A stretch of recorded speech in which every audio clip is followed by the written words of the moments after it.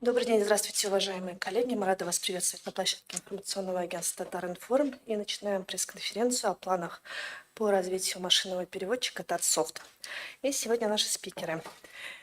Ренат Абрекович Гельмуллин, директор Института прикладной семиотики Академии наук Республики Татарстан, также кандидат физико-математических наук, и Булат Эрнстович Хакимов, ведущий научный сотрудник Института прикладной семиотики Академии наук Республики Татарстан, доцент Института филологии и межкультурной коммуникации Казанского федерального университета, кандидат филологических наук. Ренат Абрекович, первым предоставляем слово вам. Расскажите, пожалуйста, о ваших планах. Также многие из коллег уже знают о запуске бота Татар Тауша. Вообще, чем вы сегодня веб-сервис Татсофт живет, какие у вас планы на ближайший год, возможно, даже несколько лет? Спасибо. Добрый день, уважаемые участники, уважаемые журналисты. Хайырлы күн барыгызга да. Одной из главных приоритетных задач нашего института является разработка современных IT-продуктов и лингвистических ресурсов для татарского языка. Ну и одним из ключевых таких проектов, который мы создали за последние несколько лет, это машинный переводчик Татсофт. И сегодня мы хотели бы сегодня поделиться некоторыми нашими результатами, ну и планами по развитию этого переводчика. Ну, веб-сервис сейчас это называется, можно назвать веб-сервисом Татсофт. Ну, небольшая статистика. На сегодняшний день пользуются веб-сервисом из 93 стран мира, и за последние 2 месяца мы наблюдаем прирост посещаемости по зарубежным странам это 61%, и по России 30%. Оно также Татсофт, то есть движок Татсофта используется в различных других системах, разработках. Ну, в частности, это SmartCAD, автоматический профессиональный переводчик SmartCAD, которым пользуются переводчики нашей республики, государственных органов, ведомств, министерств, муниципальных образований для ведения дела производства на татарском и русском языках. Также планируется использовать Татсофт в образовательных проектах для создания субтитров телевизионных передач и видеороликов, а также для поддержки автоматического перевода выступлений на государственных языках Республики Татарстан. Ну, хотелось бы отдельно отметить про популярный на сегодняшний день в мире разработку компании OpenAI. Это чат.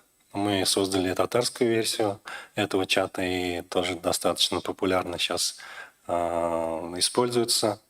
Это татарская версия Татар-чата, чат GPT, да, позволяет общаться с искусственным интеллектом на татарском языке. Ну и здесь, например, можно продемонстрировать некоторые вопросы, общения. То есть мы пишем на татарском языке «Салям», и вот бот отвечает «Исән мисез, мин сезгә нәрсә белән ярдәм итә алам». Ну и, наверное, более такие можно задавать. То есть различные вопросы на естественном языке.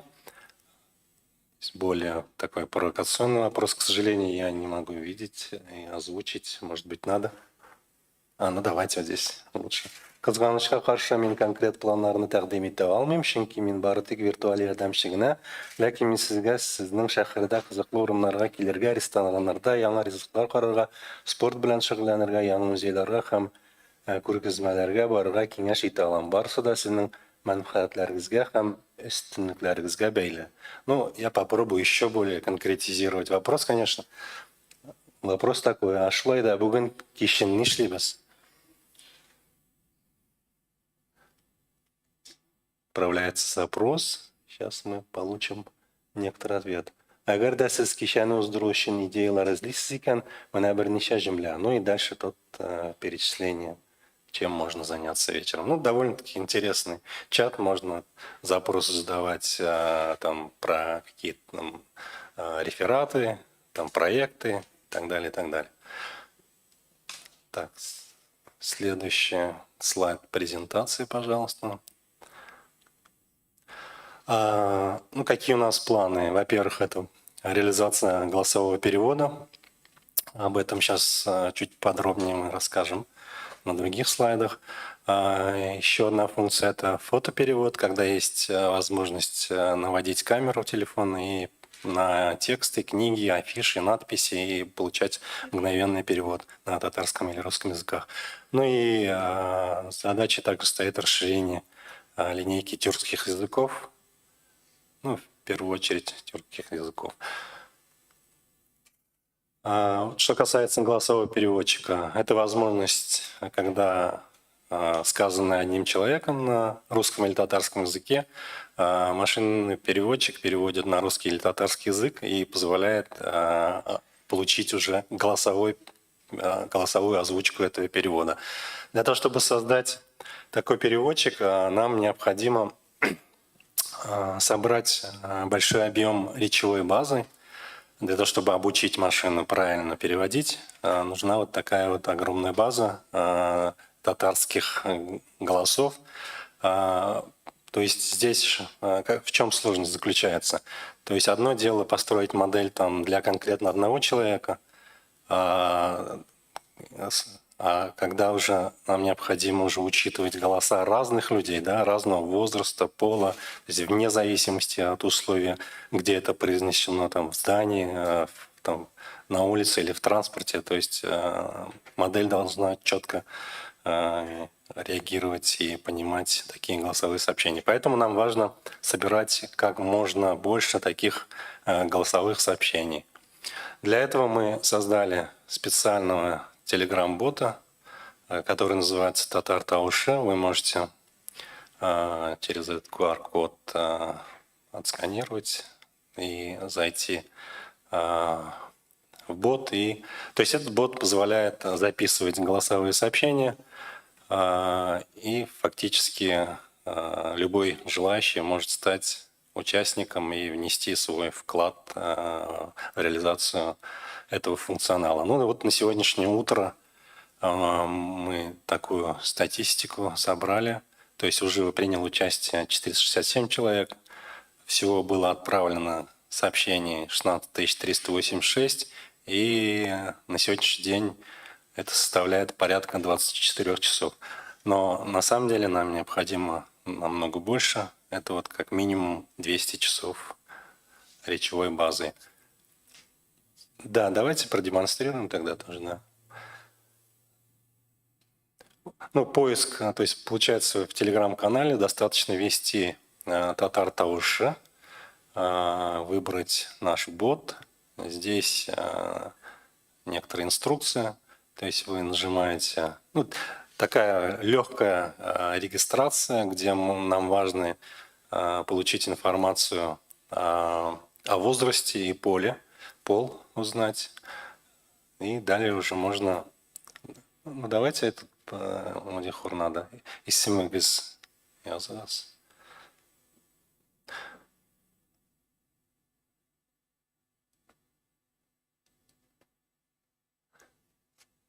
Яшигез. Ну, на самом деле достаточно так, как бы интуитивно понятный интерфейс. Нажимаем Яздурну Башлау, и здесь уже просто уже через микрофон, вот в правом нижнем углу нажимается микрофон, удерживая, нужно озвучить предложенные предложения и далее уже отправлять эту базу. То есть вот записали, то есть можно на самом деле, если что-то не понравилось, если с ошибкой прочитали, можно заново записать. Если все верно, то нажимается «Даоми». То если вообще сложно какое-то предложение, то есть не хочется это озвучивать, тогда это можно пропустить. И об этом, наверное, чуть подробнее, вот про статистику, которую мы набрали на сегодняшний день, расскажет Булат Эрнстович. Рахмет сізге сөз. Рахмет, хайырлы күн.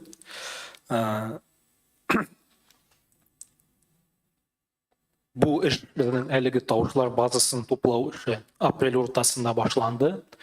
әле былай булгач шатналап бара бу туплау эше. Һәм инде сез ишеттегез, бу вакыт içinde 24 сәгатьтән артык тавышлар, кешеләрнең яздырган тавыш үрнәкләре тупланды. Хәзер инде без бу яздырылган бөтен тавышлар махсус базага туплана һәм шул базадагы тавышларны белгечләр тикшерә. Аларның дөреслеге ягыннан, кеше дөрес яздырганмы, текстта булган сүзләрне әйткәнме, текст сүзләрне үзгәртмәгәнме, гомумән анда язма килеп чыкканмы, анда ниндидер артык тавышлар, комачаулый торган тавышлар юкмы, анда теләсә нәрсә булырга мөмкин, фонда музыка да булырга мөмкин, башка кешеләр сөйләшүе дә булырга мөмкин, кешеләр транспортта да яздыра, төрле шартларда. Әмма бу ниндидер булган тавышлар, теге помехалар, комачаулый торган нәрсәләр, ягъни яки кешенең дикциясе төзек булмау, диалекталь яки акцент белән сөйләшүләр, алар базадан бөтенләй юкка чыгарылмый, төшереп калдырылмый, базада саклана, чөнки халык безнең төрлечә сөйләшә һәм мөмкин кадәр күбрәк кешенең сөйләмен аңлар өчен базада шундый үрнәкләр дә булырга тиеш. Алар әлбәттә менә без инде анализлый башладык, өстенлек итми, өстенлек итә дөрес әдәби сөйләм һәм менә билгеле бер процент шундый төрле тайпылышлар белән булган дип әйтик инде язмалар, алар да шулай ук киресенчә файдага гына. Менә хәзер сезнең игътибарыгызга бераз гына шундый беренчел статистика, менә кичәгенә тикшереп карадык, бу инде кичәге 3 май буенча мәгълүматлар, теркәлгән кулланучыларның уртача яшен алсак, бу 31 яшь. Онда яшьләр дә бар, олораклар да бар, уртача яшь шулай булып чыга. Бүтән яздырылган сәгатьләрне теркәлгән кешеләр санына бүлеп карасак, уртача дигәндә бер кеше хәзер вакытта 5 минут яздырган булып чыга. Бу инде нәрсә турында сөйли, кешеләр теркәлде, инде күпмедер дәрәҗәдә яздырганнар, бик күп яздырганнар да бар. Менә мәсәлән, топ 10, топ 10 кулланучы, иң күп яздыручылар инде 1 сәгатьтән артык яздырырга өлгергәннәр, бу бик күп. Чөнки бер генә фразаны яздыру берничә секунд кына, аны шул сәгатькә тутыру өчен шактый сорала. Әмма икенче яктан бер дә авыр түгел, чөнки кешеләр эш арасында гаджетлар һәр вакыт аларның кулларында инде, һәм буш вакыт булганда, хәтта автобуста барганда да, кайдадыр нәрсәдер көтеп утырганда шулай яздырып бара алалар. Менә шушы төп лидерлар, яздыручылар арасында 70%-ны хатын-кызлар тәшкил итә, хатын-кызлар өстенлек итә, алар ирләр менә гына калышып бара. Һәм менә игътибар итегез, уртача яше әгәр дә бөтен катнашучылар 31 яшь булса, менә иң актив яздыручыларның уртача яше 44 яшь. Менә бу этапта безнең өлкәнрәк, олырак яшьтә булган ярдәмчеләрбез дип әйтик инде күп яздырганнар хәзер яшьләрдән дә активлык сорала. Менә берничә статистик мәгълүмат. Гомумән алганда, тавыш яздырган кешеләр арасында хатын-кызларның, ирләрнең нисбәте шул 60-ка 40 тирәсе булып чыга. Яше ягыннан да анализлап карадык. Менә бишәр яшь интервал белән алып, менә хәзер монда күрәсез, хатын-кызлар арасында иң күп санлы, иң актив категория ул 16-20 яшь аралыгында булганнар. Бу инде безнең студентларга туры килә. Бу эшне менә әйтергә кирәк, Казан Федераль университетында, аерым алганда филология, мәдәният мәгълүматлар институты студентлары һәм укытучылары да бик актив кирип китте бу эшкә һәм актив катнаша. Менә бу арада студентларыбыз, студент кызларыбыз ярдәме белән менә шактый күп сөйләм үрнәкләре туплауга ирештек. иратлар арасында тавышларның төрле яшь буенча шулай бүленүе тигезрәк. Дөресен генә әйткәндә, база өчен менә шундый бүленеш яхшырак һәм мөһимрәк, мөмкин кадәр күбрәк теге төрле яшьтәге кешеләрнең тавыш үрнәкләре, сөйләм үрнәкләре кирәк. Әлеге диаграмма яздырылган күләмне күрсәтә. Менә хатын-кызлар беренче слайдта 60% дисәм, яздырылган тавышлар күләме гомумән алганда хатын-кыз тавышлары инде 70%-тан артык китә. Хатын-кызлар күбрәк теркәлгән дә бу ботта һәм күбрәк яздыра да, димәк. Һәм менә шул ук теге нинди тавышлар безнең хәзер күп, ул менә яшь 16 белән 25 яшь арасындагы хатын-кызлар күп яздырганнар. Иратлар арасында менә шулай ситуация. Башкача менә күрәсез, монда хәтта 60-70 яшь аралыгында булган бик актив яздыручыларыбыз бар һәм аларның тавышлары инде базда хәзер урын алып тора. Димәк, бүгенге көндә безнең хәзер яшь кызлар һәм абыйлар ярдәме белән база тупланып бара. Менә башка категория кешеләр дә актив катнашсалар, бу киләчәктә менә бу функция өчен, бу продукт өчен бик файдалы булыр иде. Аны тагы да сыйфатлырак эшләү өчен бу әһәмиятле. Менә база турында нигездә минем шулар. Без әлеге базаны туплауда бөтен татар кешеләрен шунда катнашырга чакырабыз. Шулай тамчыдан күл җыелган кебек, без тиз арада кирәкле күләмне туплап, аннан инде алгоритмнарны өйрәтә башларбыз һәм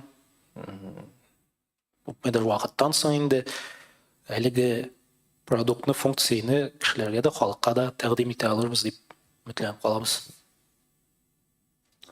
Ринат Абекович, минем бер сорау бар. Без менә пресс-конференция алдыннан бераз гына сөйләшеп алдык. Сез республика җитәкчеләре арасында да инде шушы тавыш ботында, татар тавышы ботында катнашуларын иттегез. Шул турыда безнең коллегаларга да сөйләп китсәгез иде. Безнең өчен бу чыннан да кызык яңалык. Ләкин без монда теге мин төгәл 100% исбатлап әйтә алмыйм. Нәкъ шул тавыш дип, ләкин шул тавышлар арасында безнең һәрхәлдә минем өчен бик шаш тавыш иде. Рөстәм Нургалиевичның тавышы да бар. Ягъни ул да инде катнаша дип без һәрхәлдә үзебез шулай уйлыйбыз. Рәхмәт. Димәк, киң татар җәмәгатьчелеге дә бу эшкә активрак катнашса иде дигән теләктә калабыз һәм хөрмәтле коллегалар, сорауларыгыз булса, рәхим итеп сезнең сорауларга күчик. Татаринформ. Сез бәйге форматында оештырасыгыз килмиме? Студентларны күбрәк җәлеп итеп, өлкәннәрне дә. Андый уйлар бар. Теге формасын аңлап бетерә кирәк, уйлап бетерә кирәк. Безнең институт турында сөйли башлаганда мин әйтмичә калганмындыр. Без инде гомумән бу татар телен технологияларга кертү, куллану эшләрен күптән алып барабыз. Аның өчен инде без әле лаборатория проблем искусственного интеллекта дип атала иде. Һәм инде шуның нигезендә безнең институтка әйләнеп китте. Без монда инде шулай ук сәләт белән дә эшлибез. Шул җәйге форумнарда шул андый бәйгеләр үткәрү планы да бар.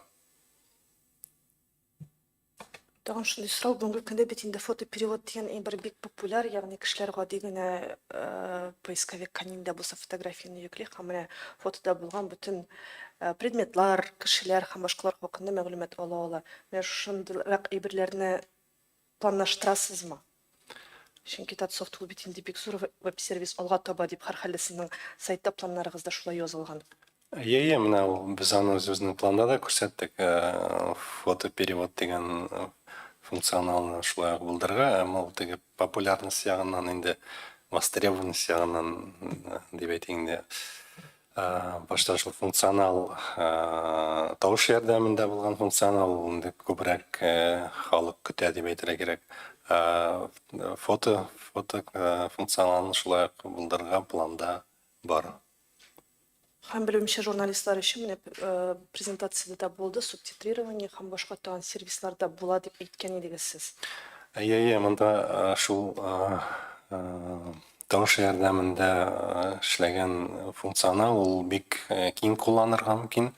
Әлбәттә, ул менә шул сервистан башка, шулай ук безнең менә бик уңайлы бит, без карыйбыз инглиз телендә, урыс телендә ролик, шул ук YouTube-ларны, башка роликларны, анда әгәр дә субтитр татарча барса, ул ничектер, ну, уңайлы инде, уңайлы. Шулай ук чыгышларны синхрон, монда инде синхрон дип әйтеп булмый, һәрхәлдә автомат рәвештә шул чыгышларның текст формасында чыгып барса экранга, ул да минемчә кызыклы булыр иде.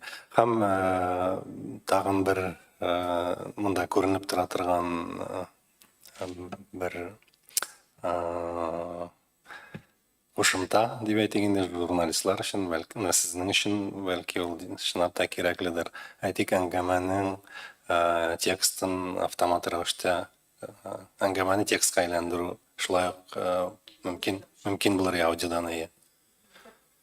Бик зур рәхмәт, хөрмәтле коллегалар, тагын сорауларыгыз булса, рәхим итеп. Әле ул арада шул бирелгән сорауга да өстәп Әйе, әлбәттә, рәхим итеп. менә шул ук яңа функциялар дигәннән безнең бит инде дәүләт телебез, татар теле дәүләт телебез һәм аның кулланылышының бер мисалы һәм бер күрсәткече ул төрле рәсми җыелышларда, ниндидер киңәшмәләрдә кулланылу мөмкинлеге. Ул безнең кәгазьдә дип әйтик инде, документларда, законнарда язылган, әмма төрле сәбәпләр аркасында тулысынча гамәлгә ашырыла алмый, чөнки аудитория әзер булмаска мөмкин, кемдер аңламас дип куркып, хәтта сөйләү мөмкинлеге булганда да без әйтик күбрәк кеше аңлый торган телгә күчәргә мәҗбүрбез. Мәсәлән, мин татар телендә сөйләп, минем сөйләмем текстка әйләндерелсә һәм тәрҗемә ителеп тә ниндидер шул ук тәрҗемә ителгән субтитр булып текстка экранга чыгып барса, менә залда кем утырса да, минем сөйләмемне турыдан-туры аңламаса да, сүзнең нәрсә турында барган аңлый алыр иде. Һәм менә бу сервислар менә безнең шул ук дәүләт органнарында да куллану өчен бер яңа мөмкинлек булыр иде дип саныйм мин. Әгәр дөрес тәрҗемә итсә. Кай вакытта менә рус текстларын куясың, анда бөтенләй икенче төрле мәгънә килеп чыга. Кай вакытта андый хаталар бар. Әлбәттә, автомат машина тәрҗемәсе ул бер кайчан да 100%-ның 100-ен үк биреп бетермәскә дә мөмкин. Моны һәр вакыт аңларга кирәк. Бу бит машина эшли. Без инде машинага 100% шагыйрь итә алмыйбыз. Шуңа күрә монда сыйфатны мөмкин кадәр яхшыртырга дигән максат куябыз инде үзебезгә. Һәм кулланган кешеләр дә шуны әлбәттә һәр вакыт исләрендә тотарга тиеш. Ләкин гомумән алганда сүзнең ни турында барганын аңлау өчен бу сервисларның сыйфаты җитә дип саныйм мин. Әйе, мин монда өстәп кенә әйтәм, чынлап та камилләштерү шулай ук дәвам итә. Һәм гомумән бу тәрҗемәче программаларны алсак, хәзерге көндә минемчә бик әйтеп булмый, бөтенләй икенче төрле мәгънә бирә дигән. Чөнки без үзебез дә кай вакыт менә тикшереп караган бар. Аның бер генә принцибы бар. Хәзерге көндә әйтик, бирергә мөмкин, халыкка күрсәтергә мөмкин, менә без аны Telegram каналда шундый форматта эшләргә уйлыйбыз. Бирәбез, мисал өчен 4 вариант тәрҗемә ителгән. Өчесен кеше тәрҗемә итә, берсен машина ярдәмендә тәрҗемә итә. Һәм аны халык сайлап күрсәтергә тиеш була. Күп очракта менә мин үзем карыйм, төгәл аерып булмый. Аерып булмый дигән сүз, димәк, машина шундый дәрәҗәгә җиткән. Монда аның бит әле сөйли торган кешесенең дә камил дәрәҗәдә татар телендә сөйләве кирәк моның өчен беренче чиратта. Безнең кызганыч ул як бик нык аксый биректә түрәләр арасында. Яңадан сорауларыгыз булса, хөрмәтле коллегалар, биреп калыгыз, чөнки безнең матбугат очрашуының вакыты әкренләп tamamlana. Mine bu Tatar Tavuşu niçe gerek jıyla ol bazı nerse sileylер anda. Edebi eser mi? Или гадати күндәлек тормыштан ниндидер белмим. Сұрау үшін рахмет. Мен мұны сөйлегенде де әйтергә тиеш булганмын инде, чөнки бу мөһим мәсьәлә, мөһим мәгълүмат. Бу база мөмкин кадәр төрле чыганаклардан тупланды. Һәм хәтта аңа җөмләләр туплау өчен теге очраклы сайлау алгоритмнары да кулланылды. Әдәби әсәрләрдән дә бар җөмләләр, яңалыклардан, мәгълүмат сайтларыннан, ниндидер публицистик, фәнни мәкаләләрдән, хәтта социаль челтәрләрдән аерым репликалар, фразалар, ягъни бу база мөмкин кадәр төрле булырга тиеш. Һәм аның төрлелеге булырга тиеш. Һәм стильләре, текст төрләре ягыннан да, һәм biz аны хәзер тикшерәбез, махсус статистикалар белән татар телендәге бөтен авазлар, иҗекләр, авазларның бәйләнешләре, бергә туры килүнең типик очраклары бөтенесе дә шул базада статистик яктан җитәрлек чагылырга тиеш. Төп принцип шул. Менә шундый булганда әлбәттә, аңлашыла инде, мондый база ярдәмендә өйрәнгән алгоритм, ул мөмкин кадәр төрле әйтелгән фразаларны да аңлап текстка дөресрәк әйләндерә алачак. Менә минем дә тагын бер сорау бар. Сез алты төрки тел дидегез. Гомумән төрки дөньяда гомум төрки тел булдыру буенча бик күп әңгәмәләр, фикерләшүләр бара. Дөрес аңладыммы менә шушы сезнең веб-сервис ярдәмендә, ягъни беренчедән нинди алты төрки тел ул? Һәм яңадан ниндидер менә шундый гомум теге төрки телләрне өйрәнергә мөмкинлек булачакмы дигән сорау туа. Бу Ренат Абракович сезгәдер инде бу сорау. Ну, телне өйрәнергә бәлки инде ул теге нидер башка кушымталар бар инде ул. Тәрҗемә итәргә. Тәрҗемә итәргә дигәндә, монда дөресен әйткәндә безнең ике максат. Ул әлбәттә ул беренчедән түгел, икенчедән аудиторияны да арттыру. Чөнки без төрки коллегаларыбыз белән бик тыгыз элемтәдә, алар белән фәнни конференциялар үткәрәбез. Безнең Тюркланд дигән конференция бар, анда алардан күп кенә мөрәҗәгатьләр була. Шундый сервис, безнең сервисны күреп инде, үзләренең телләрендә кертергә дигән.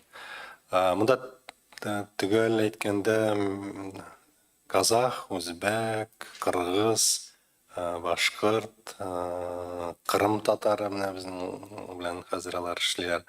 Һәм чуаш, минемчә. Алтысында әйттем икән, белмим. Икенче максат, ике максатның берсе дип әйтик инде. Хәзерге технологиялар шундыйрак итеп эшләнә. Ягъни без башка телләрдән мәгълүмат туплыйбыз икән, ул мәгълүматларны шулай ук татар телен байыту өчен дә кулланып була. Шуңа күрә ул безнең өчен шулай ук кызыклы. Зур рәхмәт. И, по-моему, еще есть вопрос, да? Пожалуйста. Добрый день, РБК Татарстан. Первый вопрос. Яндекс.Переводчик, есть похожая функция перевод по фотографии. Рассматриваете ли вы его как конкурента или есть какое-то взаимодействие? Ну, как конкурентов точно нет, не рассматриваем. Здесь, наверное, в предыстории, я немножко не рассказал. На самом деле мы начинали еще сотрудничество с Яндексом где-то в 2013-2014 году, 2014 год. То есть у нас было желание включить татарский язык в их сервис. Тогда еще мы свои базы, параллельные тексты им передавали, чтобы включиться, в их, чтобы татарский язык появился. Правда, там были в то время еще другие технологии. И на самом деле было сложновато работать в том плане, что, честно говоря, компании такие, коммерческие компании, они не заинтересованы в развитии таких, скажем так, малоресурсных языков. То есть у них в первую очередь как бы задача номер один, это должен быть коммерческий какой-то интерес. Но тем не менее, если язык появляется в различных сервисах, то есть для татарского языка это только плюс для татарского языка. Ну, в общем, вот мы начинали в 2014 году, потом поняли, что для того, чтобы ну, иметь больше каких-то вот свободы действия и ну и в то время еще и качество нас не удовлетворяло для татарского перевода. Мы решили создать именно вот свой переводчик. Причем он появился первым. То есть это первый нейросетевой такой переводчик с использованием технологий искусственного интеллекта. Через год буквально, ну, по-моему, 2019 год, Яндекс уже выпустили уже на таких технологиях. И уже спустя, получается, 2 года появился Google. Ну и сегодня мы как бы, оцениваем качество перевода по автоматические метрики Blue. Качество на сегодняшний день Татсофт является ну, лучшим среди вот своих аналогов Google и Яндекс. Спасибо. И второй перевод. Как вы намерены выстроить работу в связи с наличием различных диалектов? Вы говорили о том, что машинный перевод — это все-таки какие-то издержки, а крымские татары, башкиры, казанские татары. Но здесь принцип такой же, то есть в первую очередь нам необходимо собрать максимально большое количество таких данных, параллельных текстов. И после этого уже, когда определенный объем набирается, мы начинаем дообучивать вот эти наши модели, и они уже больше приспосабливаются к переводу тех или иных там языковых ну, языков. Нам также еще пришел один вопрос по номеру телефона. На базе Татсофт планируется ли создание новых сервисов, например, татарскую версию сайта знакомств? Задает вопрос. Видимо, наболевший очень вопрос в аудитории. Ну, мне кажется... Ну, мне кажется, это как раз